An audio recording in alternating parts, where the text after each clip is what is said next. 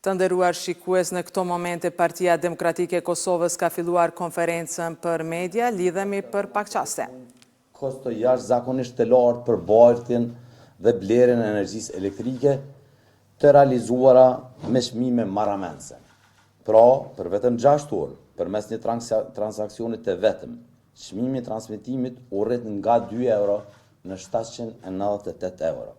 Pra për megawatt, duke i kushtuar buxhetit Kosovës mbi 1 milion për vetëm disa orë. Ky është shembulli më i qartë i një keqpërdorimi të paprecedent në historinë e tregtimit të energjisë elektrike në vendin tonë. Miliona euro brenda një dite të vetme kanë përfunduar në xhepat e kompanive të lidhura me këtë qeveri, përmes ankondeve të kurdisura dhe ofertave të porositura. Edhe më shqetësues është fakti se çmimet e realizuara për blerjen dhe bartjen e energjisë elektrike janë shumë më të larta se sa ato në vendet e rajonit, siç është në Shqipëri, Maqedoninë e Veriut dhe në Bosnjë-Hercegovinë. Përballë këtyre fakteve, institucionet përgjithëse, si zyra rregullatorit të energjisë elektrike, Kosti dhe vetë shefi këtyre, pra kryeministri në detyrë zoti Kurti, kanë heshtur në mënyrë të pajustifikueshme. Në fund, pasojat e këtyre skemave kriminale dhe të dëshimta po i paguajnë qytetarët e Republikës së Kosovës, një pjesë nga xhepi i tyre dhe një pjesë nga taksat përmes buxhetit të Republikës së Kosovës. Pra përderisa në njërin anë kemi 2 apo 3 kompani që janë duke fituar miliona euro në këto kurdisje të këtyre ofertave dhe këtyre tenderëve, në anën tjetër e kemi një vendim të zyrës së rregullatorit të energjisë. Të nderuar shikues, ishim drejt për drejt me konferencën e PDK-s e cila do të vazhdojë të transmetohet në RTK3 e ne vazhdojmë me lajmet. Ditë më parë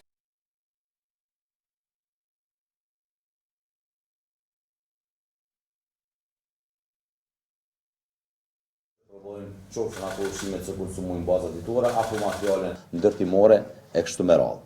Pra, çka do të thotë në treg të lirë? Ne kemi 11 ofertues të licencuar, por në fakt vetëm njëri nga këta të licencuar ofron shërbimin pra për shitjen e energjisë elektrike. Dhe çmimi i energjisë elektrike për bizneset tona, për 1300 që janë kryesisht siç e thash prodhues, rritet rreth prej 250 deri në 300%. Pra mund të imagjinoni që tani po kërcënohet humbja e vendeve të punës të 10.000 punëtorëve në ekonominë tonë, edhe ashtu të goditur jashtëzakonisht shumë gjatë këtyre viteve, dhe në anën tjetër Kosova po bëhet një treg shumë atraktiv për prodhues në rajon dhe kryesisht fatkeqësisht prodhues serb. Pra po i mbyt prodhues vendor dhe po hap tregun për prodhimet e huaja edhe kryesisht fatkeqësisht prodhimet serbe. Sot, Partia Demokratike e Kosovës kërkon auditim të jashtëzakonshëm nga zyra e auditimit dhe nga auditorë të jashtëm për të analizuar mënyrën e zhvillimit të ankondeve dhe bazën ligjore, subjektet që kanë përfituar, si dhe çmimet edhe shumat e paguara në këtë periudhë. Pezullimi i menjëhershëm i këtij vendimit për daljen e bizneseve në treg të lirë deri në një periudhë të përshtatshme kur vërtet në Kosovë do të krijohen kushtet që të kemi treg të lirë, sepse tashmë nuk ka treg të lirë sepse është vetëm një ofertues i cili mund t'i furnizojë prodhues tonë vendor me energji elektrike. Pra, të nderuar media, të nderuar qytetar, në qershori është një ditë në rast se ky vendim nuk do të pezullohet, është një ditë e zezë për ekonominë e vendit tonë, sepse nga ai moment pra prodhues tonë vendor do të shikojnë mundësitë e zhvendosjes së fabrikave tyre jashtë Kosovës dhe në anën tjetër fatkeqësisht tash Kosova do të jetë një treg jashtëzakonisht i mirë për prodhues të tjerë e fatkeqësisht sidomos prodhues nga Serbia që qeveria e Republikës Kosovës së bashku me zyrën e rregullatorit të energjisë elektrike po ja mundsojnë një gjë të tillë. A keni pyetje? Urna valon.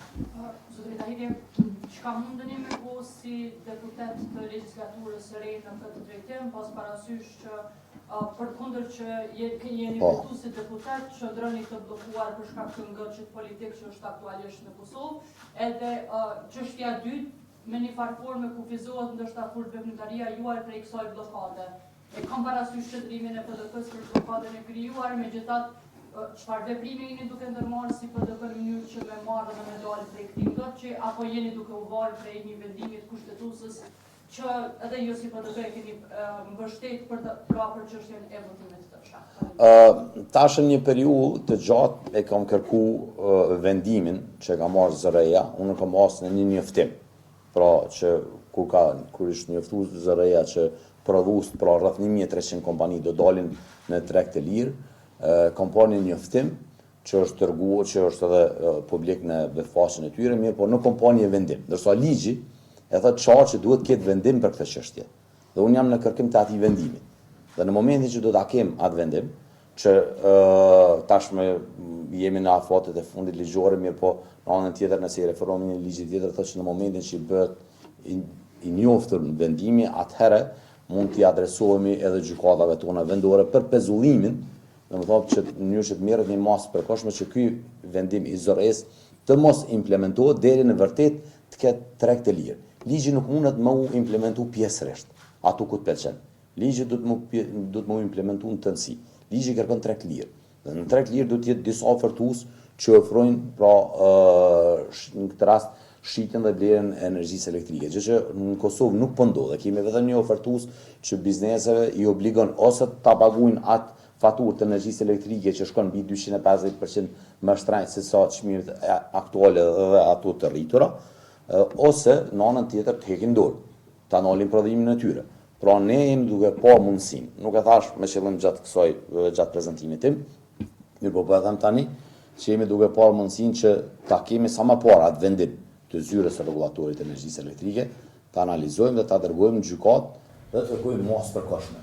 Pra mos implementimin e këtij vendimit deri në momentin që vërtet krijohen kushtet që të ketë treg të lirë. Çështja e dytë për bllokim të kuvendit? Sa i përket bllokimit të kuvendit, ne e kemi bërë të qartë. Ne kemi marrë pjesë në të gjitha iniciativat që janë ftuar me qëllim të dalin nga kjo krizë. Ne nuk i kemi huar asnjëherë të drejtën e atyre që kanë të drejtë të propozojnë si partia e parë kryetarin e kuvendit. Mirë po, siç e kemi thënë në vazhdimsi, është hera parë që një pakicë parlamentare pa i pas numrat kuvend të nëtën të zgjedh kryetarin e kuvendit. Nuk ka ndodhur ndonjëherë që pakica parlamentare me zgjedh kryetarin e kuvendit. Nuk kemi pas. Gjithmonë kryetari i kuvendit është zgjedhur nga koalicioni që ka arritur me i pas numrat të mjaftueshëm edhe me votu qeverinë edhe kryetarin e kuvendit. Pra, këta duket qartë që nuk i kanë numrat të mjaftueshëm për të krijuar institucionet, dhe rrjedhimisht as për të zgjedhur organet e kuvendit që është kryetari i kuvendit dhe pastaj një kryetar të kuvendit. Pra ne kemi dhënë për te kemi shku më larg se sa të tjerët e kanë bërë të kaluar, apo vetë partia për shtet. Ne kemi paralajmëruar që ka disa prej figurave tyre që edhe mund t'i votojnë, që t'jetë për kryetar apo kryetare të kuvendit, mirë po jo në asnjë rrethon personën e fjalë apo edhe disa tjerë që mendojmë që në 4 vitet e fundit i kanë bërë dëm jashtëzakonisht të madh Republikës së Kosovës. Zotëtari, një numër i madh i ministrave të kultit janë ftuar për intervistim në anën e prokurisë për çështje të ndryshme dhe me njëherë pasi që kanë shkuar prokuria, ashtu kanë vendosumet e partisë ndaj sistemit të drejtësisë dhe ndaj prokurisë. Çu komentoni në fund të sulmit që po bëhen ndaj sistemit të drejtësisë? Mendoj që kemi të bëjmë me një grumbull njerëzve jashtëzakonisht madh të shumë korruptuar. Dhe në anën tjetër, pra këta të korruptuarit duhet më solidarizu me këta që tashmë kanë filluar hetimet ndaj tyre dhe e shohin si vetëm mundësi një përplasje me organet e drejtësisë, ndoshta e shohin si mundësi që mundën me i shpëtu pra pikërisht ndjekjes penale dhe përfundimit në burg nga krimet që kanë kryer. Pra është e qartë, ne para 2 ditë kemi denoncuar prap aferën në fjalë për cilën ka pasur bastisë dje dhe sot në qëllimi kryesor i kësaj konference ishte pikërisht pra edhe denoncimi këtyre abuzimeve dhe kërkimi nga prokuria speciale që të fillojnë hetimin, sepse hetimi i kësaj çështje, sidomos te energjia elektrike, është shumë më komplekse se sa hetimi në një çështje që mund të jetë afer korruptive në veprimin brenda Republikës së Kosovës. Sepse këtu kemi të bëjmë edhe me bashkëpunimin juridik ndërkombëtar të qeverisë të shtetit të Kosovës me persona juridik jashtë territorit të Republikës, jashtë shtetit të Kosovës, për ta zbardhur këtë krim. Pra kjo është shumë ma komplekse, sepse këtu duhet pra kemi profesionist, prokuror, profesionisht, jashtëzakonisht të përgatitur mirë, një task force shumë mirë e përgatitur në mënyrë që të marrë siguroj informacione edhe në Shqipëri, edhe në Kroaci, edhe në Bosnjë Hercegovinë, edhe në shumë vende të këtyre akterëve që janë të involvuar. Fotografia kriminale në Shqipëri në energjisë elektrike në Kosovë nuk përmbushet vetëm me akterë në Kosovë. Pra këtu ka njerëz edhe jashtë Republikës së Kosovës, sepse ne e shohim që këtu janë kompani që janë themeluar nga shtetas të shteteve tjera, pra kemi shoh nga Shqipëria, apo nga Bosnja, apo nga vende tjera. Këtu duhet me pa një angazhim shumë i madh i prokurorëve, shumë profesionist për me hetu një çështje të tillë, sepse është shumë komplekse. Pra bashkëpunimi juridik ndërkombëtar që duhet ta bëjë këtë rast organi akuzës, prokuria e Kosovës është të rëndësishëm jetik për me arrit me po fotografinë e qartë të këtij krimit në çështjen e energjisë elektrike.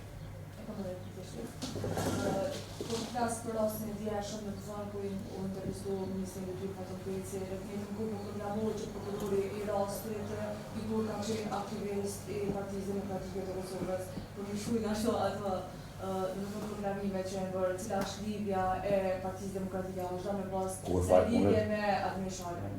Absolutisht, po është për mua është tjera parë, unë nuk pasëm pas dje, për mua është tjera parë që po dëgjoj një diçka tillë që personin fjalë pas ka qenë në një formë një tjetër aktivist dhe në kohë pra po flasim për prokurin speciale.